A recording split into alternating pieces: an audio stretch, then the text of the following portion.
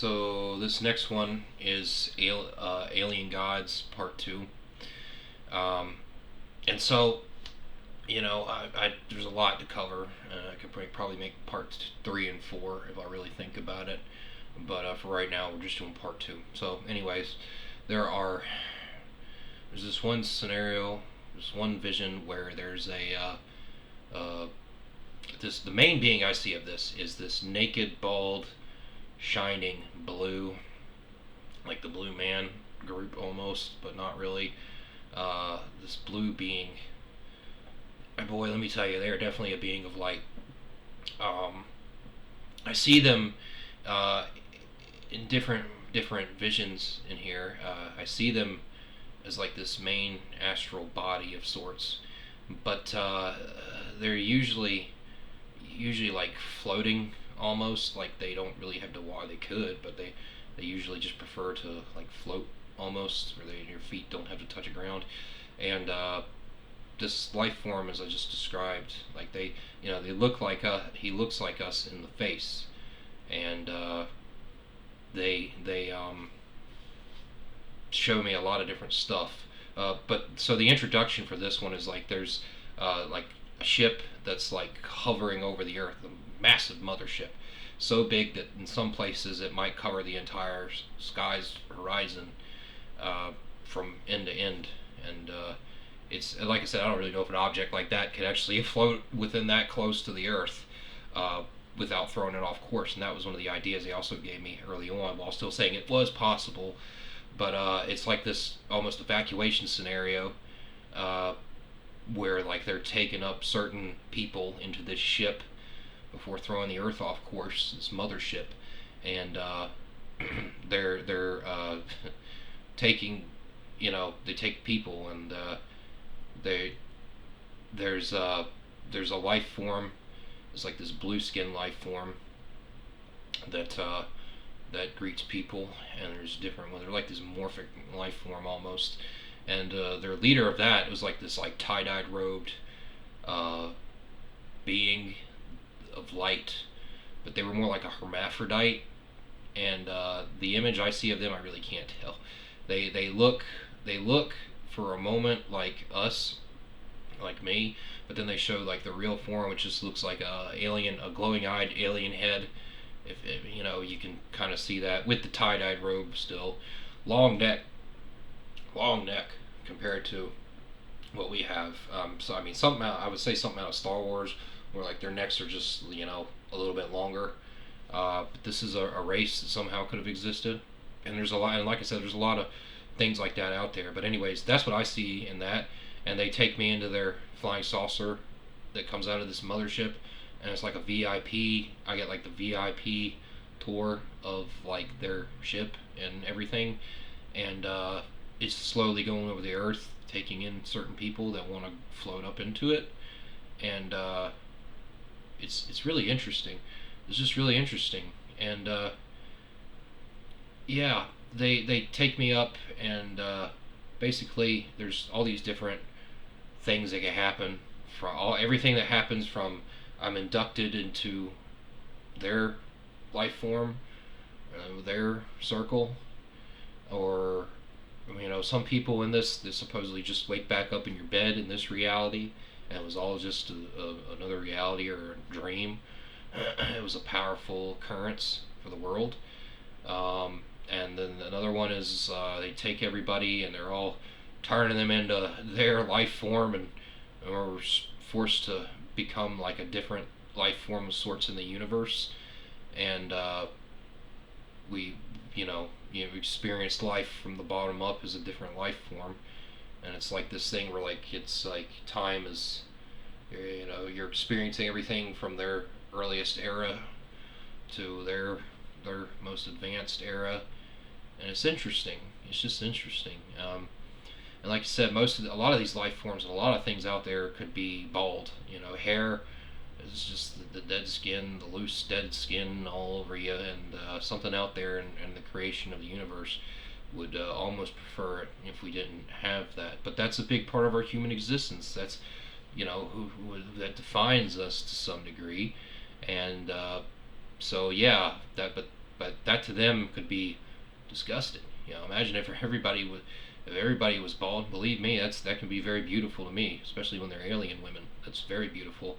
But you know, the way so a lot of cultures see bald, especially women. It's just not seen as too well on this earth, and you know, in the name of publicity, people doing that for publicity, not culture or just their own experience with that. I wouldn't be disagreeing too much with that. But like I was saying, there's a lot of these these beings, and a lot of them, don't need hair. Even when they appear like us in a form closest to us, like I'm explaining this naked, bald, blue, shining, astral-bodied guy, they usually don't need hair. They don't have hair. There's something in there, and I'm not sitting here endorsing Marshall Applewhite or whatever he was saying with like, where you got people like take their hair off for probably for this alignment reason with a cult, their cult. Um, I'm not saying like that's it's not the answer. There's people that have long hair. Most men on this earth for a longer time than not have had long hair. We accept it like that, you know. And what else you do when you're in the middle of the jungle, the middle of the forest, 120,000 years ago? You're gonna have hair.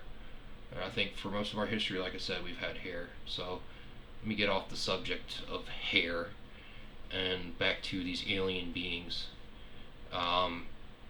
There's this main being the name Gate, this naked, bald, shining blue being, this transcendental, ultimate master of light, as I've known him.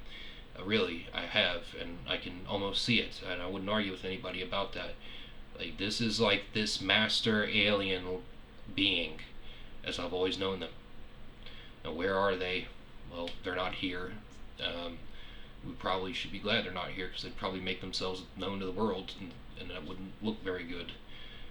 And there's a lot of, like I said, a lot of life forms don't need hair. But the other one I want to talk about is this like master of like, I don't know, the best way to say is like the dark master of science. And this is like the being that's like a very, very, very, very powerful being that was only supposed to have the purpose of being on like dead and destroyed planets and star systems where they have something to do, in their element has something to do with like black holes. That is their element. That's supposed to be their element. But this one being I see is a very, I would say, for a lot of alien beings, because it doesn't look like this in the universe, I would say this one being, this suit of armor. It looks like a suit of armor combined with an astronaut suit combined with an old school pressure suit, and they have like a little God, what is it called? Like like a little furnace thing, hatch thing in their stomach. That's what I mean. That's just what it looks like, and they'll consume your prized possessions, let's say. But this being, that's like this ultimate dark master of science, is supposed to just be this ultimate destroyer of worlds and stars and whatnot. But they kind of refuse to do that in a lot of positions I see them in. They refuse to just be the ultimate destroyer of dead and dying things. So they want to become a creator. And what do? So I see them like they know me. They get to know me. Or they already know me. I don't know. And they end up coming on this earth, and they end up creating like the ultimate game. The ultimate game that it was like a massive multiplayer online game that was like, let's say it was like World of Warcraft, RuneScape, Dark Souls, and everything else on steroids, all put together on steroids. And there was everything on the game was like an alien race, but it was still followed like this MMO RPG concept, but it was still kind of different. I can't describe too much. I haven't really gamed like that in a while, but um, it was like this, and they create this because it helps people like me to get off of their addictions. And so they create this one game that I get so addicted to that I don't want to do anything else. And I, their whole purpose is to be a creator, but they also have to destroy something within your existence just to slightly carry on their purpose. So they give me this game that is so powerful and addictive, uh, and it's like so much in my life that it takes me away from everything else that I've ever been addicted to. Um, it's like I said, like their whole point is like they still take and destroy, uh, but they give to you, like something in return.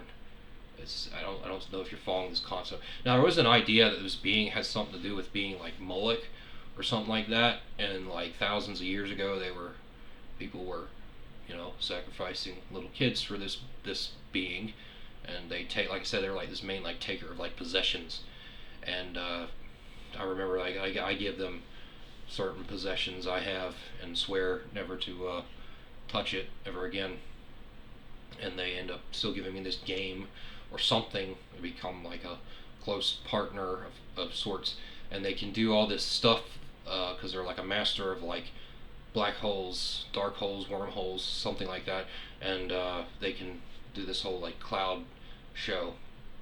And they do this thing where I'm moved out in the country somewhere, and they're doing this whole cloud show, and it looks amazing. Like the clouds are like doing all this stuff, and it looks beautiful and amazing. Things you'd never see just naturally happen. But at the same time, out of all things you can mess with in nature, wouldn't you be able to mess with clouds without destroying anything?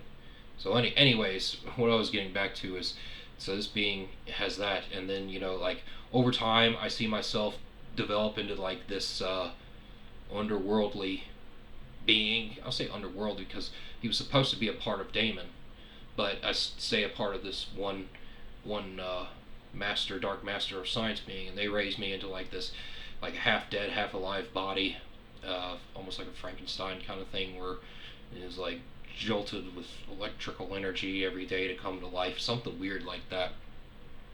And it's supposed to, this, like I said, this whole necro life form or something that I become is supposed to be a part of Satan's army, but like this being, this dark master, ends up like just keeping me in their side, hidden away from Satan and Damon and whatnot.